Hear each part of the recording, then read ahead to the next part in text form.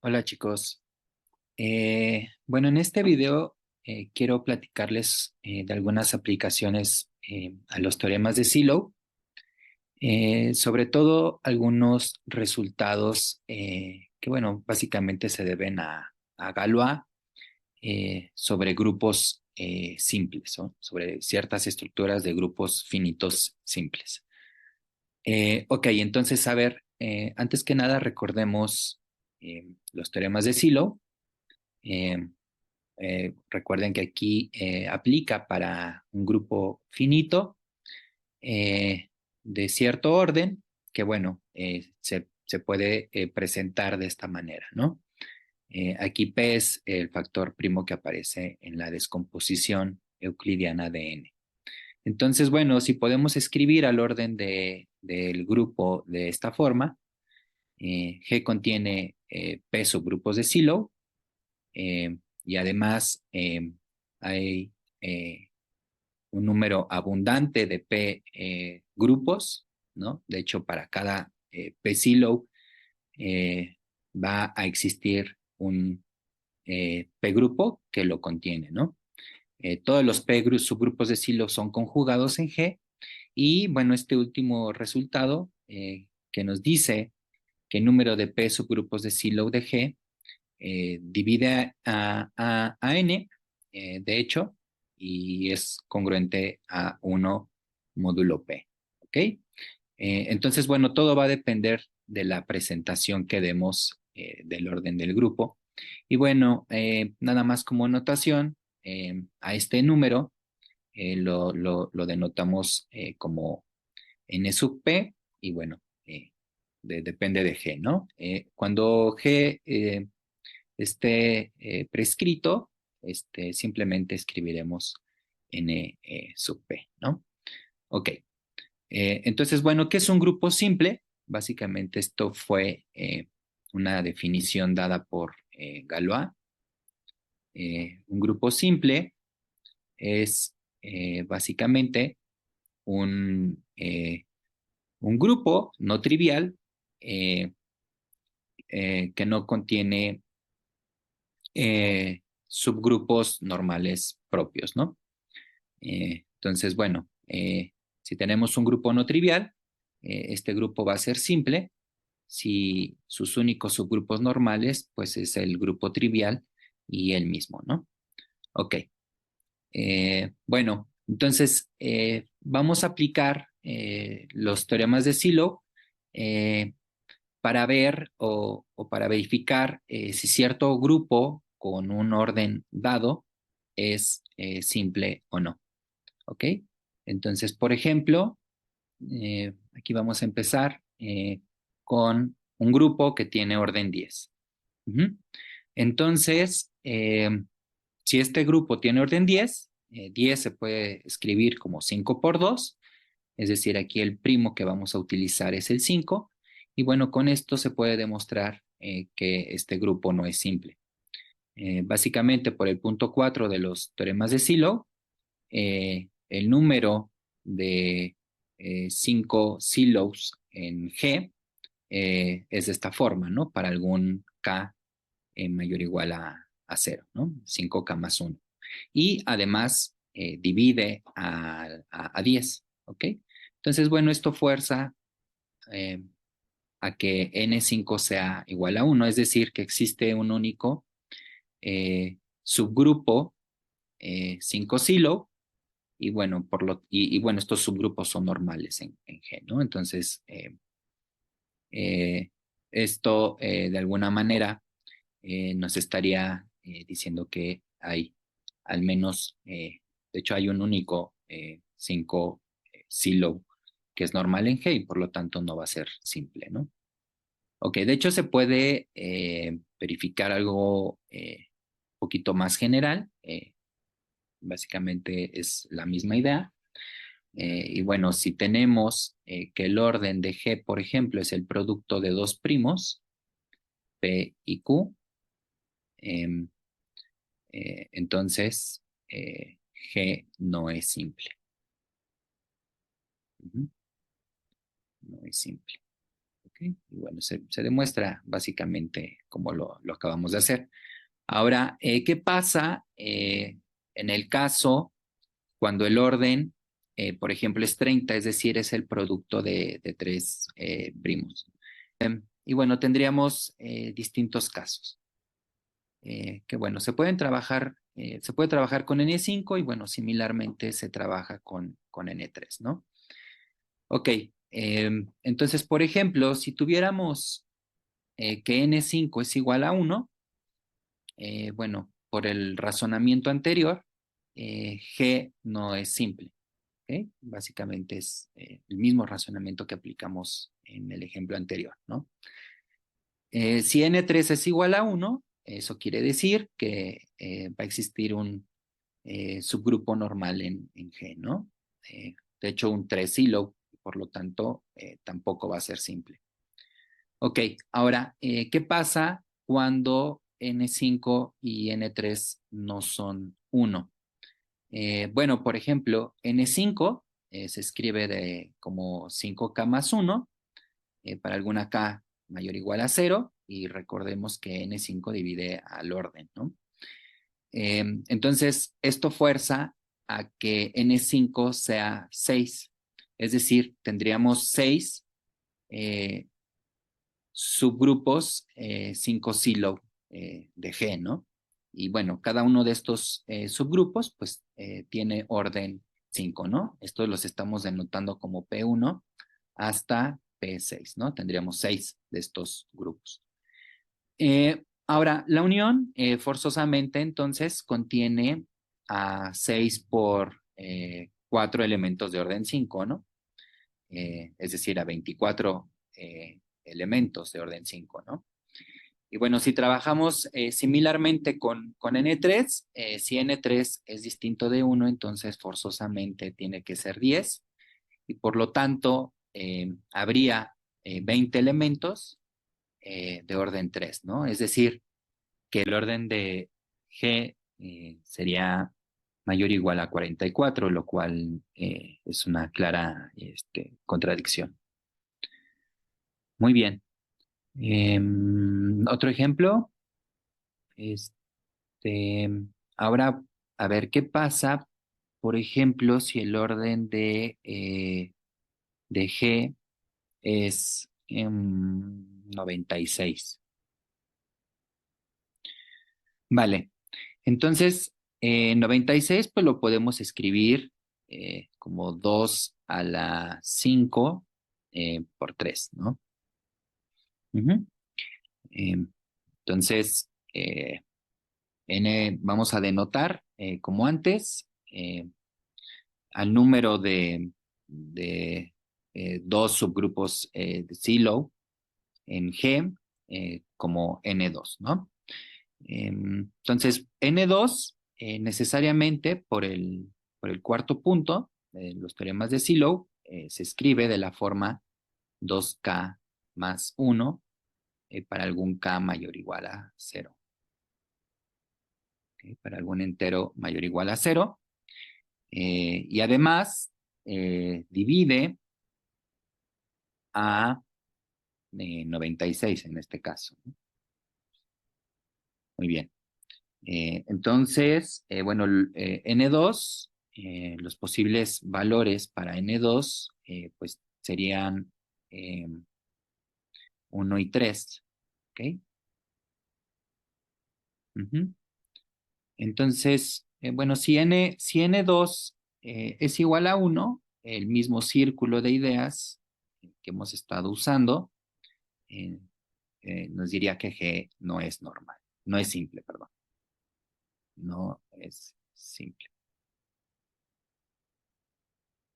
Ok, muy bien. Eh, Ahora, ¿qué pasa si N2 es igual a 3? Bueno, en este caso tendríamos eh, dos subgrupos de silo, que los vamos a denotar como P1, P2 y P3, ¿no? Estos son dos silos. Ok. Muy bien, entonces vamos a utilizar el teorema de Lagrange, ¿ok? Varias veces. Primero, bueno, formamos al grupo producto y calculamos su orden. Entonces sabemos que el orden del producto de estos dos grupos es por Lagrange el orden de P1 por el orden de P2 entre el orden de la intersección de P1 con P2. ¿Ok? Ok. Pero bueno, sabemos el orden de P1 y de P2, ¿no? Que es 36 porque es un 2 silo y viene presentado como 2 a la 5. Ok, pero bueno, esto al menos está acotado. Bueno, esto es igual a ver, vamos a escribir 36, 32 por 32 entre mm, el, el orden de la intersección de P1 con P2, ¿no? Entonces, bueno, esto está acotado por el orden del grupo. Ajá. Em, Entonces, bueno, esta multiplicación y esta cota implica que el orden de, de la intersección es eh, eh, mayor o igual a 10, ¿no? Ok. Y bueno, y además este número, por el teorema de Lagrange, divide eh, al orden de P1, que es 32. Entonces, esto implica, por Lagrange, otra vez, que el orden de la intersección de P1 con P2 es, de hecho, 16. Ok, muy bien. Ahora, em, ¿qué otra cosa tenemos? Bueno, si calculamos el índice em, de, de, de, de la intersección en P1, ajá, entonces por Lagrange, otra vez, sabemos que esto es 2. Y bueno, coincide con el índice de P2, perdón, de la intersección en P2, ¿no? Es decir, eh, bueno, hay un resultado general que nos dice que si tenemos un subgrupo dentro de un grupo, de tal forma que su índice es 2, necesariamente ese subgrupo es normal. ¿Ok? Eh, entonces, eh, esto implica que, eh, que la intersección es normal, es un subgrupo normal, tanto en P1 como en P2. Ok. Eh, y bueno, esto a su vez nos está diciendo, y bueno, esto implica que cada uno de estos subgrupos, de hecho, está contenido en el normalizador de la intersección, por definición, ¿no? De normalizador. Ajá. Y bueno, como P1 y P2 están bueno, están contenidos en el normalizador, pues lo mismo va a pasar con el producto. Entonces, este grupo eh, también está contenido en el normalizador de la intersección. Ahora, bueno, ya conocemos el orden de la intersección, es 16. Sabemos cuál es el orden de P1, del producto P1 con P2, ¿no? Además, el orden eh, de P1 con del producto P1 con P2 es 16. Eh, ujú. Ok. Eh, Perdón, 1664, ¿no? Ujú. 64, el que es 16 Ok. Entonces esto implica eh, que, bueno, que el normalizador de la intersección tiene orden mayor o igual a 64. Ok. Ujú. Pero bueno, el teorema de Lagrange nos dice que el orden del normalizador divide a 96, ¿no? Entonces no le queda más que tener orden igual a 96. Ujú. Y por lo tanto, eh, el G coincide con el normalizador de la intersección de P1 con P2, ¿no? Ujú. Eh, ¿Y esto qué quiere decir? Que P1 intersección P2 es un subgrupo normal de G de orden 16. Y bueno, por lo tanto, eh, G no puede ser simple, ¿no?